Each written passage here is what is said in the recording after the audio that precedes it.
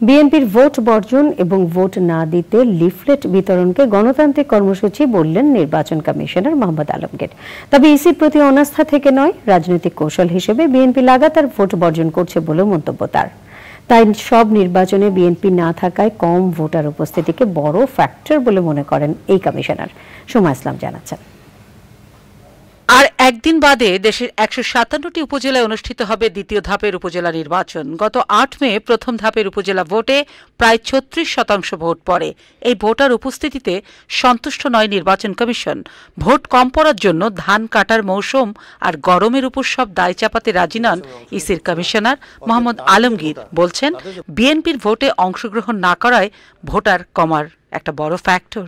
তবে ভোট বর্জনকারী দলগুলোর ক্যাম্পেইনকে গণতান্ত্রিক কর্মসূচি বলেও মন্তব্য তার। না, তো তারা ভোটারদের নির্বাচনে দিতে নিষেধ করছে, তাদের গণতান্ত্রিক অধিকার, তারা বলতে পারেন। তারা কাউকে সমর্থন করতে পারেন, কারো কাছ থেকে সমর্থন করতে তারা বলতে পারেন। তারা এই নির্বাচনে যেহেতু অংশগ্রহণ করছেন না, তাদের একটা গণতান্ত্রিক রাইট, এটা তারা বলতে পারেন। লিফলেট দিয়েছে নির্বাচনে যাবেন, নির্বাচন কমিশনের এই বিষয়ে কিছু বলার নেই। তবে হ্যাঁ, যেটা সেটা যেন সহিংসভাবে না হয়, জোর করে যেন কাউকে পাঠানো হয়, সেটা তার অধিকার আমার নেই।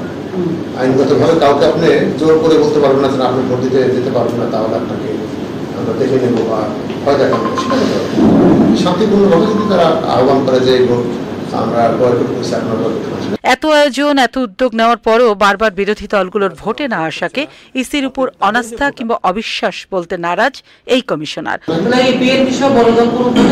সেটা আমাদের উপর অনাস্থার কারণ, কারণ তারা সেটা হলো তাদের যে রাজনৈতিক দাবি, সেটা তো মিটানোর ক্ষমতা নির্বাচন কমিশনের নেই। অথবা আমাদের সেটা তাদের যে দাবি, সে রাজনৈতিক দাবির মিটানোর ক্ষমতা পার্লামেন্টের।